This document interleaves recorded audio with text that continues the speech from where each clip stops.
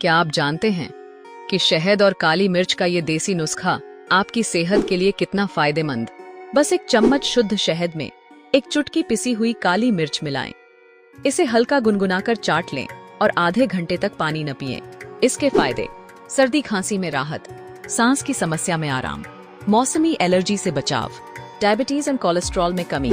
शहद और काली मिर्च में एंटीबैक्टीरियल, एंटी इन्फ्लेमेटरी और एंटी ऑक्सीडेंट गुण होते हैं जो आपकी इम्यूनिटी को बूस्ट करते हैं। तो आज ही इसे आजमाएं और सेहतमंद रहें।